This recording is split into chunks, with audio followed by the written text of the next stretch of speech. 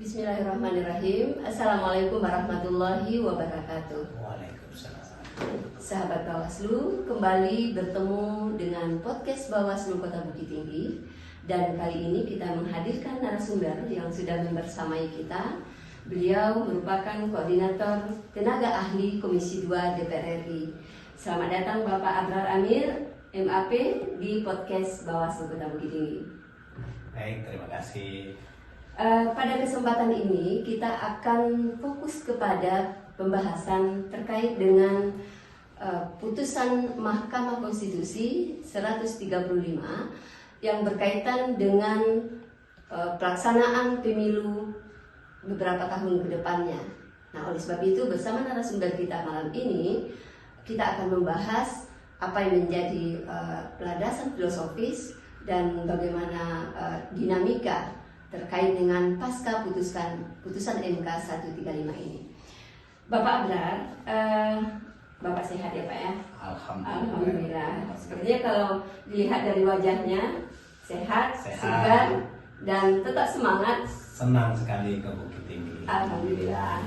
Kita juga senang hati Pak Abrar karena Bapak bersedia hadir dan kita akan berbagi informasi dengan sahabat Bawaslu di luar sana terkait dengan putusan MK ini.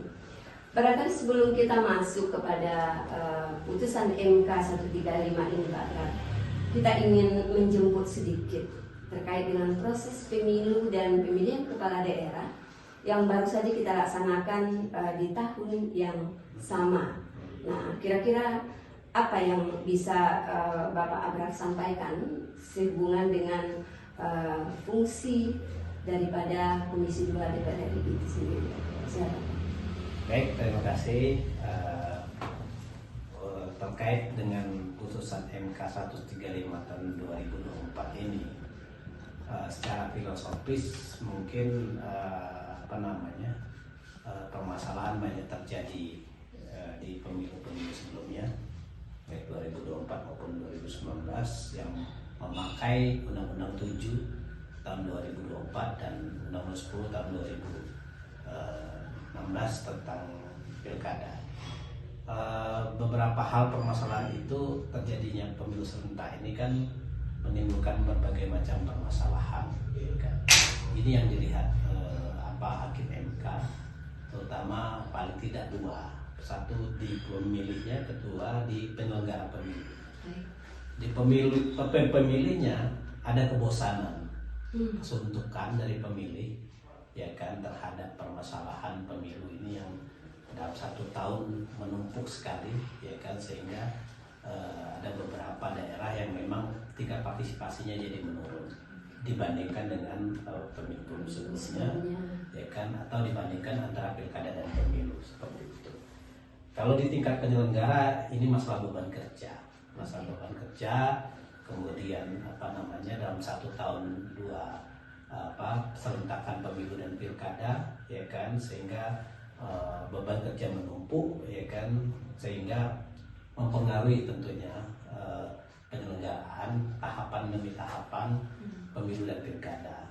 Yang pasti dari itu semua ini Mahkamah melihat ke depan kalau seperti ini terus dipertahankan akan mempengaruhi masalah kualitas demokrasi, sehingga demokrasi kita kurang substansial kalau seperti ini terus terjadi, ya kan.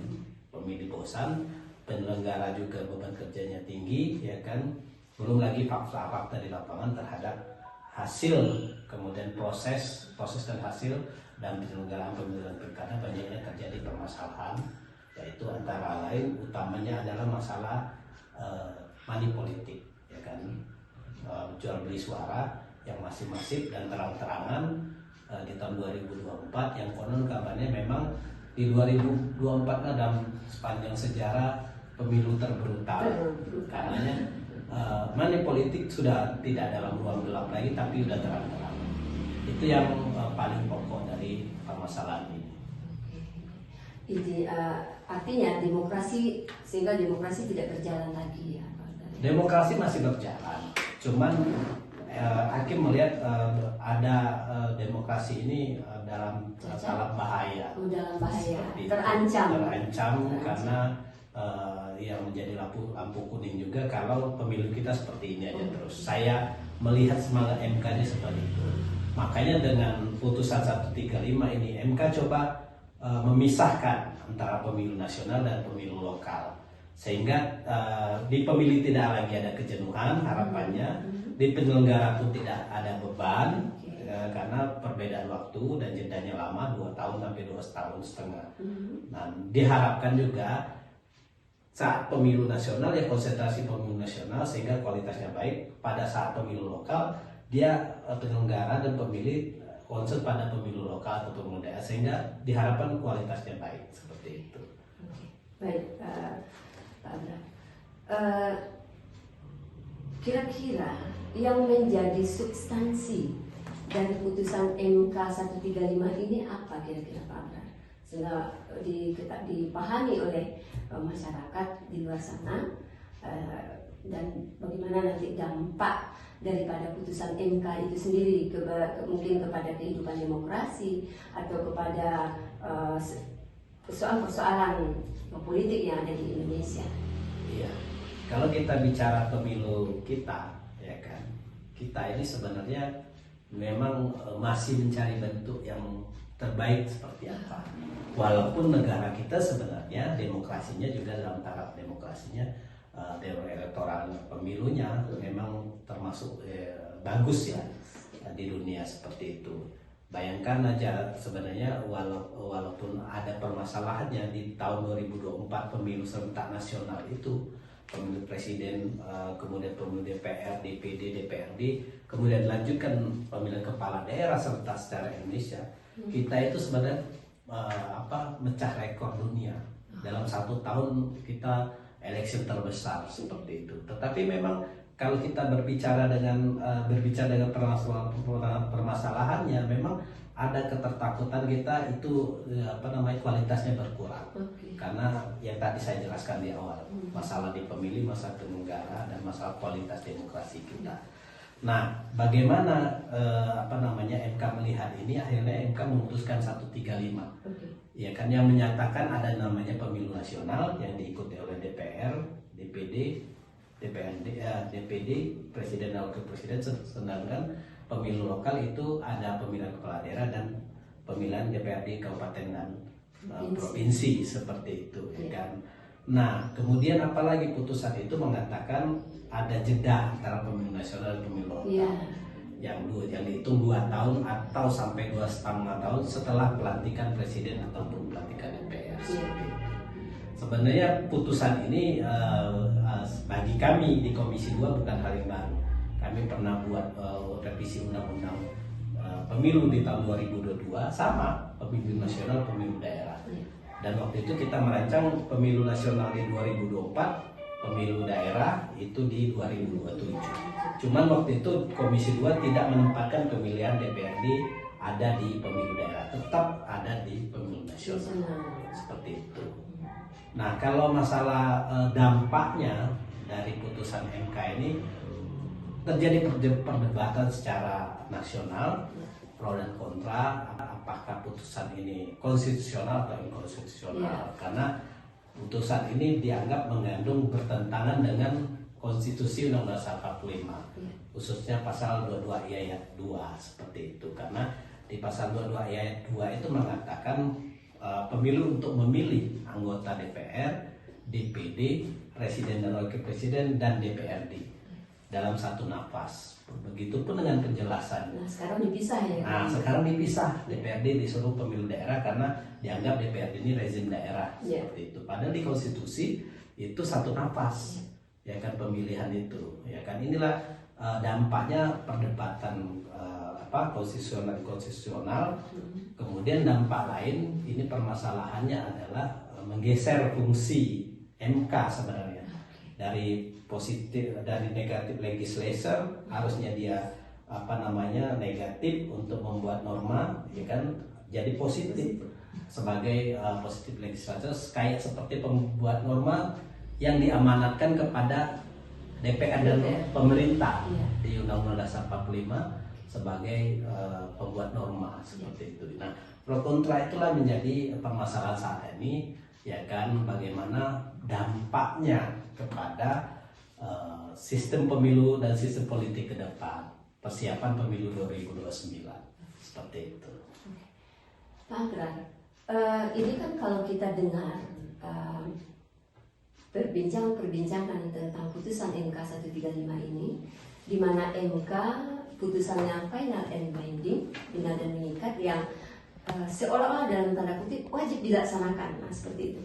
Bagaimana pandangan Pak Agrar ketika sebuah putusan itu yang lahir dari pihak yang sebenarnya tidak memiliki legalitas standing untuk itu gitu, di mana MK adalah bukan legislator, tetapi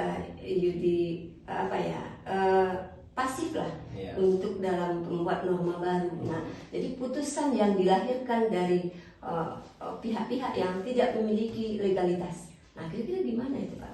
Jadi permasalahan putusan ini memang kita kenal memang dalam bangsa Indonesia ini kita punya kamar tersendiri, punya 3 kekuasaan tersendiri, ya kan, kekuasaan legislatif, kekuasaan eksekutif, dan kekuasaan yudisial atau yudikatif tadi. Nah, di sanalah masing-masing punya peran seperti itu, ya kan. Putusan MK itu memang sendirinya menjadi apa yang diatur seperti ada di Undang-Undang MK putusannya, bahwasanya MK menguji, ya kan, undang-undang, pasal-pasal atau norma tertentu di undang-undang terhadap Undang-Undang Dasar 45, ya kan. Bagaimana seorang pemohon menguji apakah norma ini, ya kan, sesuai dengan Undang-Undang Dasar 45. Kalau sesuai itu dikabulkan oleh MK, kalau tidak sesuai ditolak. Seperti itu. Nah, pada putusan ini MK menerima, ya kan, putusan dari pengajuan dari keberatan suatu norma di Undang-Undang Pemilu terhadap Undang-Undang Dasar 45, sehingga dia memutuskan untuk dipisah pemilu nasional dan pemilu daerah. Tetapi itu terlampau jauh, ya kan. Harusnya MK cukup kami menerima dari masyarakat, judicial review-nya, dan itu menyalahi Undang-Undang Dasar 45. Masalah bentuk sistem politik dan sistem pemilunya ke depan kami serahkan kepada pembuat undang-undang.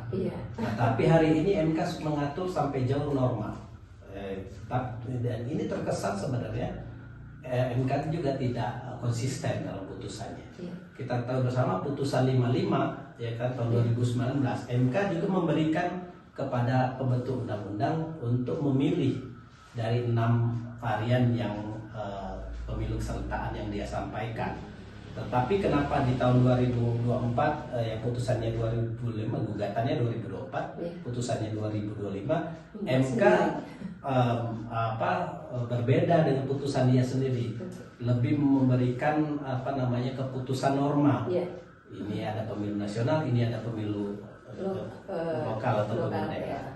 Tetapi kawan-kawan sekalian, saya mau menyampaikan bahwasanya di putusan MK itu memang tidak ada perintah kapan dilaksanakan. Berbeda dengan putusan-putusan MK yang lalu, ya kan, perintah untuk pemilu serentak itu ada di 2019. Seperti itu, ya kan. Putusan MK 135 tidak ada perintah untuk melaksanakannya kapan. Artinya, ya kan, pembuat undang-undang sebenarnya tidak juga buru-buru dengan memakai undang-undang yang ada sekarang di Undang-Undang 7 tentang Pemilu 2017 maupun Undang 10 2016 tetap bisa. Seperti itu, tetap bisa dilaksanakan. Seperti itu. Nah, itu jalan panjang juga kita untuk membenahi demokrasi kita, ya kan, terhadap putusan MK tersebut. Kita mencari jalan solusi yang terbaik seperti apa. Oke. Pak Agrar, ini kan kita dari sisi Bawaslu-nya ini Pak, dari lembaga Bawaslu yang bertugas memastikan terselenggaranya pemilu sesuai dengan peraturan perundang-undangan yang berlaku. Nah, sementara dengan adanya putusan MK ini, walaupun ini langkah-langkahnya belum konkret sebenarnya bagaimana pelaksanaan ke depan, karena butuh proses panjang Iya. dengan melahirkan peraturan, mungkin undang-undang dan sebagainya. Nah, kira-kira putusan MK ini ada nggak nanti pengaruhnya kepada kelembagaan penyelenggara pemilu itu, baik itu KPU maupun Bawaslu itu sendiri? Ya, sebenarnya dengan putusan MK ini, walaupun sebelum ada putusan MK 135, Ya. ketika kawan-kawan menanyakan kepada saya penyelenggara pemilu baik KPU maupun Bawaslu terhadap isu akan di-ad-hoc-kannya KPU dan Bawaslu di daerah, sebenarnya waktu itu kan pernah sempat di di draft balik ya DPR itu memang akan di-ad-hoc-kan Bawaslu kan. Iya. Karena Cukup apa? hangat Kan, juga waktu itu. Iya, karena memang waktu itu terbantu juga dengan demonstrasi yang besar, Iya. sehingga rancangan undang-undang itu tidak disahkan. Seperti itu, tidak jadi disahkan. Nah, sebenarnya permasalahannya apa namanya di Bawaslu itu ketika sudah ada putusan ini ada pemisahan pemilu nasional dan pemilu lokal, otomatis Bawaslu daerah maupun KPU daerah itu tidak mungkin lagi di-ad-hoc-kan. Ya kan, karena berkesinambungan, selesai pemilu langsung pemilu lokal seperti itu dan seterusnya begitu. Karena Dulu sebelum tahapan kan iya, 20 bulan. 20 bulan yang belum 20 bulan kan. Hari-hari. Dulu sebelum ada putusan MK pun saya menyampaikan kalau KPU dan Bawaslu tidak mau di-ad-hoc-kan, maka pakai konsep kita Komisi 2 dulu. Tahun 2022 kita ada pemilu nasional, pemilu daerah. Ternyata putusan itu sama dengan MK. Seperti itu. Jadi saya rasa eksistensi Bawaslu dan KPU daerah masih tetap. Masih. Ya, akan berbeda masalahnya ketika misalnya pembentuk undang-undang dalam hal ini DPR dan pemerintah akan melaksanakan pemilihan kepala daerah di DPRD, bukan langsung, sehingga fungsi KPU dan Bawaslu sudah tidak ada lagi. Fungsi Bawaslu dan KPU adanya di pemilu nasional. Nah, mungkin ke depannya kita akan cari norma atau kita rumuskan norma baru bagaimana KPU dan Bawaslu ketika cuma hanya di pelaksanaan penyelenggaraannya di pemilu nasional. Seperti itu. Oke, Pak Berat, ini kan sudah putusan MK sudah ada. Kemudian apa polemik lah atau dinamika apa lah yang memang sudah terjadi dan sudah kita saksikan bersama, bagaimana respon daripada berbagai kalangan terhadap putusan MK ini. Tentu Komisi 2 memiliki fungsinya untuk dalam hal pengawasan, kemudian terutama juga dalam hal pengawasan terhadap pelaksanaan undang-undang, kemudian juga untuk kepemiluan. Nah, kira-kira langkah-langkah Komisi 2 sendiri untuk sebagai persiapan pemilu 2029, terutama dalam menyikapi putusan MK ini, kira-kira apa yang akan dilakukan oleh Komisi 2 sendiri gitu, Pak? Hingga saat ini Komisi 2 bagian dari DPR ya. Jadi sekarang semuanya pimpinan DPR sudah mengundang beberapa fraksi dan Komisi 2 dalam rapat dengan pimpinan DPR pimpinan DPR untuk membahas hasil dari putusan MK. Oke. Ya, karena pertemuan pertama itu memang belum terjadi kesepakatan apa-apa karena setiap fraksi masih ada perbedaan dalam menyikapi putusan MK. Dan kita tahu bersama ada beberapa partai memang yang sudah menyatakan menolak putusan MK.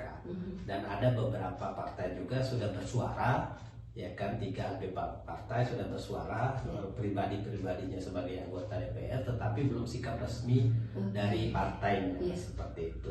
Yang mengatakan sama, hampir rata-rata sama pendapatnya adalah bahwa putusan MK 135 itu tidak bisa dilaksanakan karena bertentangan dengan konstitusi. Tetapi partai lain melihatnya tidak ada pertentangan, seperti itu. Jadi pimpinan DPR dan Komisi 2 segenap fraksi di DPR itu masih mencari jalan terbaik, titik tengahnya, mencari titik tengah sampai mana anak bangsa ini untuk berkompromi, kan? Kalau DPR itu kan memang lembaga politik, dia mencari kompromi politik. Jalan tengahnya seperti apa? Karena di sisi lain itu adalah konstitusi, atas sekali Undang-Undang 45 yang tidak bisa dilanggar oleh anggota DPR. Kalau mereka dilanggar, Ya. termasuk pemerintah akan di-impeachment. Oke. Karena kan menyusun undang-undang kan tidak bisa DPR saja, Iya. harus bersama pemerintah. Ya. Kalau pemerintah melanggar Undang-Undang 45 akan Bisa di-impeachment. Kalau DPR melanggar bisa di-PAW, Oke. bisa diberhentikan seperti itu. Karena sudah melanggar Undang-Undang 45 sumpah jabatan. Ya. Seperti itu. Nah, jadi titik tengah itu yang masih dicari, ya kan, supaya ini di sisi lain tidak melanggar Undang-Undang 45, tapi sisi lain kita tetap mengakomodir putusan MK, ya kan, sebagai putusan final dan binding, final dan tetap. Tetapi jalan tengahnya itu yang perlu kita kompromikan bersama. Saya rasa juga MK juga harus membuka diri untuk memberikan penjelasan lebih lanjut kepada DPR seperti apa maksud dan tujuan dari putusan MK itu, apa dasarnya dan sebagainya, bagaimana ke depannya, tidak berpolemik keluar seperti itu, sehingga kita berharap penyusunan sistem politik dan sistem pemilu ke depan itu lebih substansi dan lebih berjangka panjang, tidak hanya politik praktis yang hanya jangka pendek, tetapi jangka panjang. Sama-sama kita menyusun untuk kepentingan bangsa ke depan, bila perlu sampai ke Indonesia emas seperti itu. Artinya Komisi 2 belum lagi sebenarnya bertatap muka dengan MK meminta penjelasan apa sebenarnya ini. Iya, kalau meminta penjelasan, Komisi 2 tidak bisa minta penjelasan pada MK. Yang bisa DPR secara lembaga. Pimpinan DPR secara lembaga memanggil MK untuk menjelaskan. Seperti itu. Atau pimpinan DPR menegasikan kepada Komisi 2 bidang hukum, di mana MK sendiri dipilih di Komisi 3.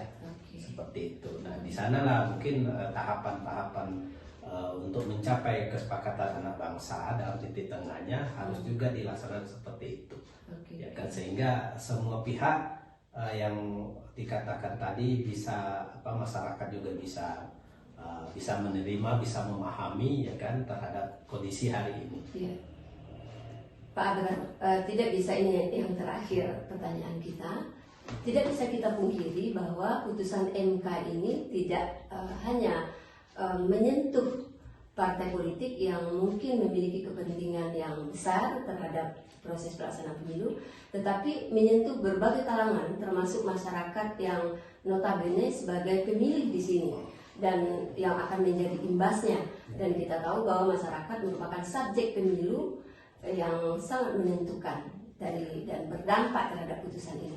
Kira-kira dengan adanya dinamika respon dari berbagai kalangan terhadap putusan MK ini, apa yang bisa Bapak sampaikan terhadap masyarakat pemilih di luar sana sehingga mereka tidak larut di dalam dinamika dan polemik tersebut dan menemukan sebuah ketenangan, kenyamanan untuk menunggu langkah-langkah atau proses apa yang akan diambil oleh terutama Komisi 2 untuk memastikan konsekuensi dari putusan MK ini yang akan dijalankan itu seperti apa konsepnya, gitu.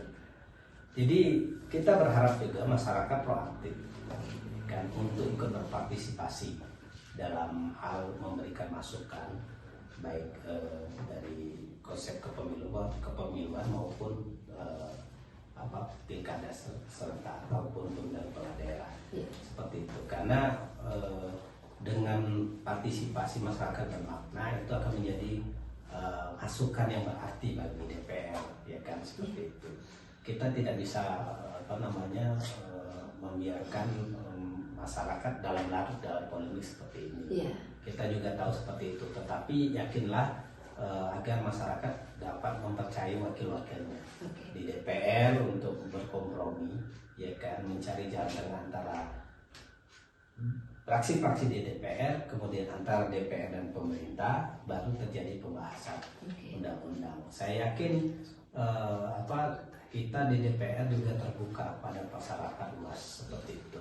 Saya juga paham juga kelompok-kelompok civil society juga banyak berharap putusan MK itu dilaksanakan oleh DPR, tetapi DPR juga punya tugas dan wewenang apa yang disampaikan oleh Undang-Undang 45 pada fungsi dan tugas DPR sebagai lembaga politik di pemerintahan, dia punya juga tugas dan tanggung jawab dalam bertata negara. Ya. Dia Tidak tercederai. Iya, dia tidak bisa juga tercederai. Dia juga harus hati-hati melihat mana memang ini kepentingan bangsa dan negara, bukan hanya kepentingan kelompok politik yang sesaat, ya kan. Tetapi memang kita harus pahami juga, masyarakat juga harus paham bahwa DPR itu lembaga politik, ya kan, seperti itu, ya kan. Lahirnya anggota DPR dan lahirnya kepala-kepala daerah juga berkat partai politik, seperti itu, ya kan. Memang sistemnya kita seperti itu. Hari ini kita berdemokrasi memang begitu, masih mencari jati diri, ya kan. Kita berubah-ubah betul terus pemilu kita. Dulu kita 3 kali pemilu, ya kan. Kemudian pemilu serentak 2024, kemudian ini berubah lagi pemilu nasional, pemilu daerah. Semoga jalan panjang kita untuk berikhtiar tuh menemu titik, ya kan, bahwa demokrasi kita akan tercapai sesuai dengan keinginan kita, sesuai dengan demokrasi Pancasila kita. Saya rasa itu. Artinya masyarakat tetap kritis terhadap pemerintah, terhadap wakil-wakil mereka, tetapi di sisi lain mereka juga beri kepercayaan. Barangkali seperti itu ya Pak. Kalau kritis mungkin di DPR itu sering didemo, ya kan, dan diterima juga. Kemudian kita Komisi 2 juga membuka sampai 4 kali diskusi, mengundang pakar, akademisi, praktisi pemilu, civil society untuk memberikan masukan kepada Komisi 2 bagaimana evaluasi pemilu pilkada kemarin, bagaimana proyeksi ke depan, bagaimana sistem pemilu ke depan, bagaimana pemilu yang efektif dan efisien, dan lain sebagainya, seperti itu. Kita sudah berikhtiar untuk itu. Jadi di Komisi 2 ini tidak ada kata lain untuk menyelenggarakan pemilu, membuat regulasi pemilu ke depan sesuai dengan harapan kita bersama, harapan bangsa dan negara, ya kan. Nanti kita tunggu saja, ya kan. Memang kalau sudah momennya pas, ya kan, ketika itu dipercayakan pada Komisi 2 ataupun tidak dipercayakan di Komisi 2 bisa di pansus, ya kan. Tapi kan di dalamnya nanti ada anggota-anggota Komisi 2 juga, atau praksi-praksi yang asalnya Komisi 2. Di sanalah nanti kita bisa melihat bagaimana kearifan dan kebijakan dan bertata negara Komisi 2 mengutamakan kepentingan bangsa dan negara dalam penyusunan undang-undang paket politik atau kodifikasi undang-undang pemilu, seperti itu. Baik Pak Abrar, barangkali kita sudah sampai di penghujung pembahasan kita pada kesempatan ini. Barangkali ada semacam closing statement dari Pak Abrar terhadap baik itu penyelenggara pemilu, partai politik maupun masyarakat di luar sana untuk sebagai penguatan untuk tetap melek dengan politik, melek dengan proses demokrasi, karena memang kita tidak bisa melepaskan diri dari politik, karena kebijakan itu lahir dari keputusan politik yang sebagaimana kita pahami. Silakan Pak. Baik, terima kasih. Intinya kepada penyelenggara pemilu, kita minta penyelenggara pemilu ke depan memang harus lebih profesional dan berintegritas, ya kan, serta memiliki netralitas, karena penyelenggara pemilu itu ada KPU, Bawaslu, DKPP yang masing-masing punya fungsi yang berbeda, ya kan. Kedepannya kita minta lebih profesional agar tidak lagi jadi permasalahan-permasalahan yang berulang ketika pemilu-pemilu sebelumnya, seperti itu.